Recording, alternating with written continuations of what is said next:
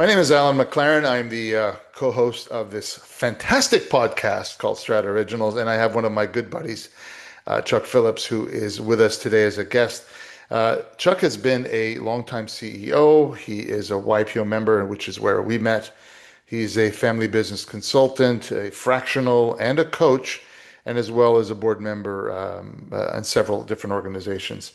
And so, Chuck, welcome to STRATA Originals. Thanks very much, Alan. I'm thrilled to be here. Awesome. So let's go through this long, illustrious career you've had. Give us some highlights on how you got to this place in your life. Okay, well, I started out actually as a corporate finance professional and started doing deals for a large multi-divisional public company. At one point, I was asked to actually run one of the businesses that I had helped to acquire. Um, and then all hell broke loose. The public company ended up sort of blowing up. And suddenly, the company that I was running was a standalone, which went through a number of different iterations, starting with owned by private equity. Ultimately, the private equity liquidity event was to take us public. And then that was just a fantastic experience, being a small cap CEO, and vying for attention from investors. So that was, as I said, a great experience. And along the way, as is my custom, we did about 20 acquisitions and tripled the size of the business. Yes. And so, it left in very good health when I moved along. It was time for me to move on because I'd actually been running the business at that point for over 15 years. Wow. And so what then transpired is I went to work with one of Canada's unrecognized family business experts. I was assisting him in doing some transactions, but along the way, he taught me everything that I needed to know about family businesses. And I began to realize that this was something that really, touched me. To be able to go and help families who were struggling with various issues around mostly leadership transition. Hmm. So, on the outside, people look at family business owners and say, "Boy, are they lucky? Look at that great business that they have and all that sort of thing." But the fact is that oftentimes the conflict and friction amongst family members, the competition for various roles in the business, can be just toxic, and it can just make everybody miserable. And so sometimes bringing in somebody like me who's neutral and independent, can be a great tonic for everybody, and ensure that they can ride through and make what are effectively very logical decisions. And I sort of draw on my long experience in the corporate world and the various different ownership models Hmm. to sort of give them a logical framework to make decisions, as opposed to the emotional one that tends to be up front most of the time. So let's explore the why behind family business because you would acknowledge that it can be a lot messier in a family business than it would be in a corporation where there's a little less emotion involved. So why did you pick that vertical to dive into for the last half third of your life, your career? Well, for me personally, I must admit, again, there's a lot of personal satisfaction in being able to take a shambolic situation and make it better. I must admit that I have loved the variety. I have been able to participate in so many different kind of businesses, manufacturing businesses. I Mhm. actually just finished a stint with a retail business, which was quite interesting. And so, I get a lot of variety, and these tend to be, 2 or 3 year hitches, and then Mhm. I'm on to the next thing. So, That's been quite interesting. And then, family businesses as a group in number are the largest single kind of ownership manifestation that exists. And so there's a lot of them, and they are great for the families when things are going well and generating wealth for everyone. Awesome. So let's talk, let's get into some specifics on some of the folks you work with. So they're usually obviously a family business is oftentimes founded by a parent or a grandparent or a great grandparent, and there's a little legacy that goes on. So when you see, are there things that you see, if is it first generation, second generation, third generation? Talk to me about that transition and the stuff you see and the stories that you've heard and that you've lived through with those leaders. How does that come about?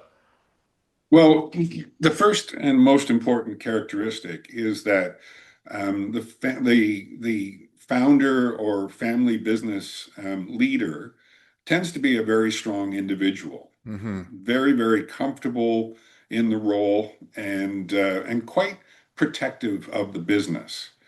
But at some point, that individual recognizes that it's time to step down and to hand the reins off. And it's kind of exciting for them to be able to see one of their kids take over. But their biggest struggle that they have is actually letting go Yeah. and actually, giving the successor the freedom to be able to run the business in the way they see fit, to respond to things with their own unique approach, and that's unbelievably difficult. As a matter of fact, the first guy that sort of taught me everything that I needed to know about family businesses said at one point, "This is the hardest thing I've ever had to do in my life." Wow. To turn over the business to his daughter, and that's often the case, and Hmm. so that I oftentimes I have to have some pretty pointed conversations with the outgoing leader to sort of say, hey, you really have to, if you want this to work, and I know you do, then you have to get your fingers out of the pie. Chuck, has it also happened that the CEO, the founder, is told that it's time for them to move on, as opposed to them coming to the realization that it's time to come on? In other words, the kids are saying, "Dad or Mom, it's time." Does that happen as well? Well, there's a slightly different angle on this, and one of the things that a family business leader needs to do is identify a successor. Hmm. And oftentimes, if they're any good, that successor is off on their own career. Yes. And so, what they have to do is convince that individual to come back and work in the business. Hmm. And for a period of time, do something that is not, I hope you can appreciate, is not the most attractive thing to go work for your dad. Yeah. And But to learn the business, and so the pressure comes when that individual says, "Hey, you asked me to come back. You Hmm. said it was specifically so that I could take over the business. So when is that actually going to happen?" Got it. And again, it's sometimes, there's no light that goes off when it's time when that individual is qualified to take over. And so that's again a role that I can play, is to sort of step in and Hmm. say, hey, Junior is looking pretty good, and it looks like he's got everything he's got and he needs, and he's got a great team around him to support him. And so, Dad, it's time to step away. What if when Junior's, you know, not ready? That's happened to you as well, hasn't it? It has indeed. It has indeed. And, there's a number of different things that a family has to consider. Are there other potential successors? And so that's actually another, I've had a situation where there were three potential successors. Hmm. And so, what do we do? How do we make sure that we're choosing the right individual? And again, if you use a structured approach as opposed to kind of the family approach, and the family approach, as I like to say, is well, it was his turn. Yeah. And the fact is, that's no good in business. It has to be somebody who's really well qualified. And so, you can actually use profiling tools and stuff like that to demonstrate Hmm. that the individual is the right person, and then make sure that they're completely invested in the strategic direction of the business. And so, if there is a circumstance where an individual proves, unable to successfully take over, oftentimes what I'll do is sort of step in and run the business for a period of I time, see. and then see what we can do to find an appropriate leader. Sometimes even reaching outside the family. Got it. So, it does happen from time to time. And again, you lose use logic, and as much as possible keep emotion out of the picture, and ensure that all the focus is on what is going to make the business successful multi-generationally. So before you run into, obviously, there's a lot of family businesses that, unfortunately, the patriarch may pass away without a plan. And then you're left with two or three people fighting and vying for that top spot. Have you seen that happen before? Because I know a few of my buddies, that's exactly how they got into the business. Their dad passed away unexpectedly, and they were piloted into the seat right away. What happens when that Yeah. happens? Well, that is a circumstance that I've had in one of my assignments Hmm. where and so the solution that we came up with, and one of the things that I've always recommended for families, and particularly families that are on the verge of transition, Hmm. is to sort of start building a board with some outside advisors, Yeah.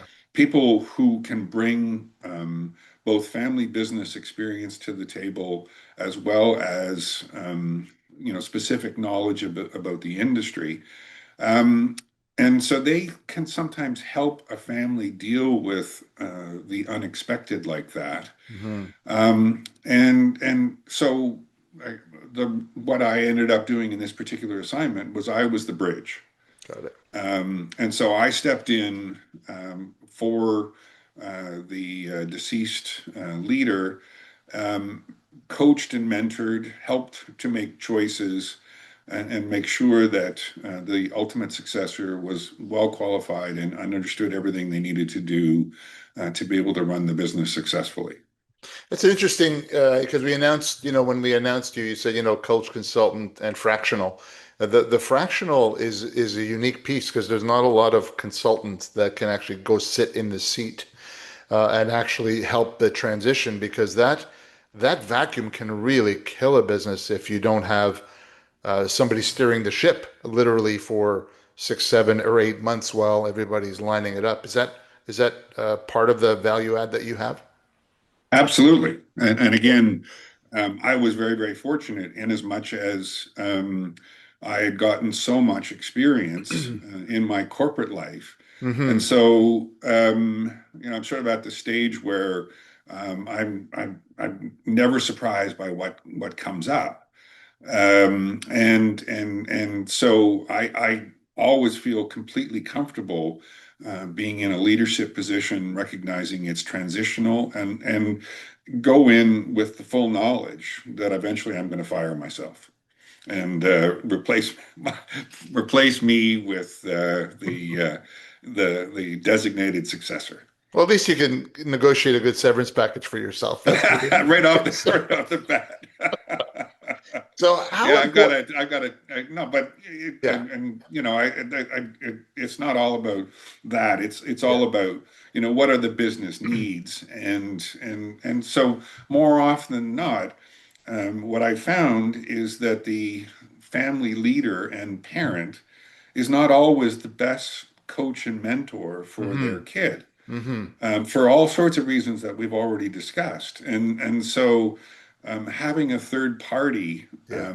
take on that role can sometimes be far more effective and set up the business for continued success with a higher probability of success than otherwise might be the case. Now, in a perfect world, a good family business has a good plan, right? A good plan for first generation, second generation, third generation, like kind of laying everything out. But we all know that that doesn't always happen. So you're often brought out when there's when you're brought in when there's a fire. So how you're brought in to do that? Do you ultimately work backwards and say, okay, we've learned some stuff from this around governance and leadership and transition and succession. So let's make sure we have a plan so when I leave, you guys can carry the ball. Is that part of the mandate that you have as well? Absolutely. And, it just so happens that one of my favorite tasks in business is strategic planning. Got it. And so what I if there is a strategic plan, but it's somehow or another been impacted by some of the family dynamics, then we'll refresh the strategic plan Got as it. part of the process, and then establish clearly the qualifications for the successor, including that they have direct involvement in the Hmm. strategic planning process, so that it's not my plan, because as I'm on my way out, Yeah. it has to be their plan, but it also is a way, in a non-confrontational way, to bring in the outgoing leader, Yeah. because nobody knows the business and all of the elements of the business better than the outgoing leader. And and it gives them an element of comfort to know that they can get involvement in what the plan for the future looks like when they're not, at the tiller. Now, the two big things in family business are, well, the three big things: relationships, emotions, and cash. Uh, that's got to be a difficult animal to deal with, especially so if the CEO, the founder is on the outs, the next one's coming in. How do you balance out those three realities of emotion and dollars and relationships? Because I'm sure they come to play all the time. Well, the one most important thing to establish and to stabilize is the team underneath the CEO. Hmm. Um, a successful business has a successful team of people who have really great knowledge and who can make or break a leader. Hmm. And so you have to establish right up front the credibility of the incoming Got it. leader.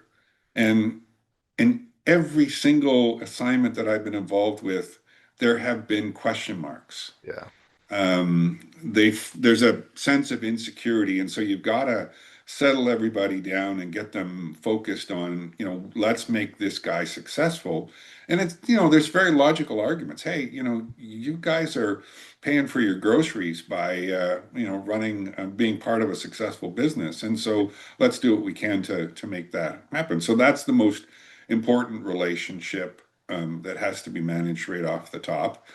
The emotions, as I said, the only way to basically get emotions out of the system is to use structure. Yeah. We're going to make decisions using all the different aspects of the strategic plan. How does it fit? What are the demonstrated qualifications of Got the it. individual based on a profiling tool? Just impose structure, and it tends to chase emotion out. Hmm. And again, I got to be a guy that's not afraid to sort of walk into an emotional, windstorm, and just sort of speak truth to some pretty strong personalities. Hmm. And I rely on, hey, well, if you've got a better thought about this, or if there's something wrong with the strategic plan, then maybe we need to talk about it. But let's keep it at a logical level as opposed to an emotional one. Yeah. And then, um, the question about cash. is the business able to stand alone without outside investors? Hmm. There's almost always a bank involved, and Yeah. the bank needs to feel that leadership is credible and that they're continuing to back a successful business. But it's even more complicated in the event that there are other equity investors that Hmm. are Hmm. involved in the business. Oftentimes, two guys get together, start a business. One of them ends up stepping away but continues to hold an equity interest. And so, that's where if you have convinced the family that they should have a board, the board can start playing the role of being the go-between between the Hmm. investors and the management of the business. Now, oftentimes the outgoing founder is probably in the biggest equity position, right? I would think, Yes. right? So, what do you recommend for them? And I guess it might be, individualized, but what do you recommend for them? Because they want to keep an eye on things. They can't really look away. A lot of cash is involved. It's certainly on the equity side. So are they usually in chairman roles, and how do you define that for them? And because they might have 40% of the business and they don't want to leave it to the kids because they can ruin it. Like what happens in that dynamic when they're now on the outside looking in? Do they come in once in a while? Like what's the protocols that you set up for those transitions?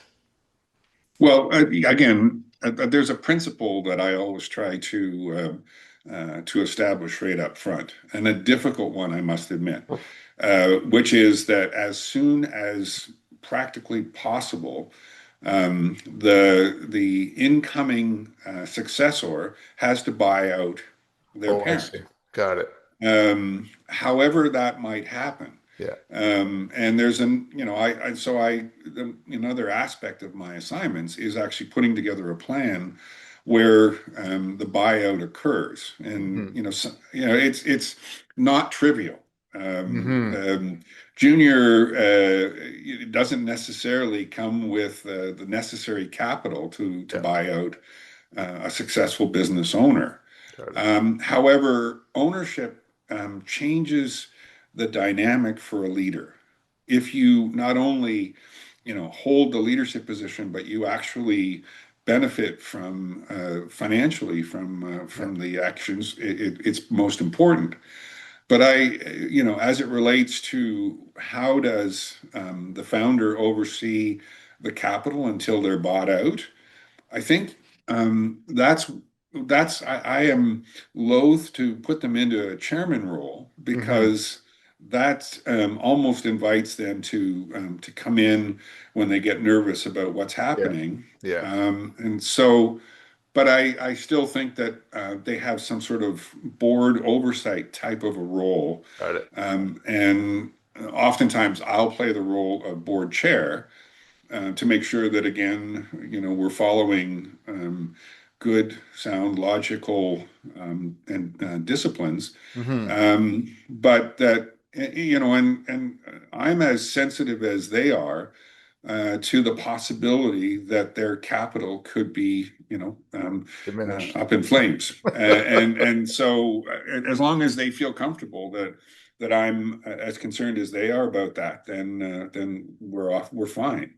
And since we're usually working on a formula that I've helped them create, Hmm. we just make sure that everything is occurring on schedule. So after you leave, the board is kind of the people that keep the plan in place. Is that what ultimately happens? Yeah, that's ultimately what happens, and it's important for me to fully step away. Hmm. And so, but if we have established a good board with some really good outside directors, then there's um, there's some structure there that is going to help the business going forward. Now, when you structure the board, I've seen both examples where it's only, family business members on the board, and then there's others that I think have a better structure, which is all external directors. What have you seen, or any combination thereof that you've seen works best? Well, for the reasons we've just discussed, I think it's important that the outgoing leader be on the board. Hmm. They have a very constructive role to play given their intimate knowledge of the business. Yes. And, if I'm involved, I can make sure they keep their fingers out of the business. Um, and, if other family members have some sort of equity interest in the business, it's okay to put them on there. But I like to overweight boards with outside directors Okay. so that you're always operating against the tendency for family decision making to start clicking in Yeah. and overwrite logical business decision making. Now, just back to the founder moment, have there been times where you've recommended an outside leader come in to a family business? And what challenges does that present if that happens?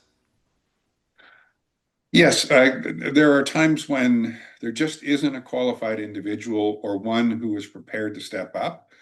And so, the choice of an outside leader has to be the most important decision that the family makes at any given time.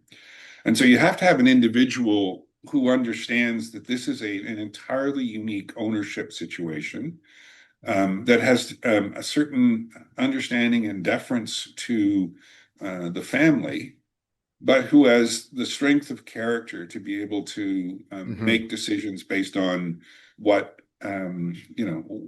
is presenting as the facts. And so, in every CEO role I played, particularly when I was the CEO of a public company, Hmm. I thought long and hard about how I related to my board because I knew my board was actually representing our investors. Yes. And that's exactly what a family business leader who is not part of the family has to do is sort of have a very formal and important relationship with the board that ensures that there he sort of is providing really logical explanations for the direction he's taking in the business. Fantastic. And my last question is really around nepotism. Does that word come up when you are doing your consulting in family businesses? It is obviously again, it's one of it's one of the characteristics of family business that's quite is quite presenting. I've used the analogy of the hockey parent. The fact of the matter is that you see only and then you overemphasize the good qualities and you fail to recognize the not so good qualities and you end up sort of providing benefits that sometimes aren't earned. Interesting. Yes. Any final words for any family business owners that are listening today that you would want to make sure that they heed? Well, I've seen what happens in circumstances when things break down.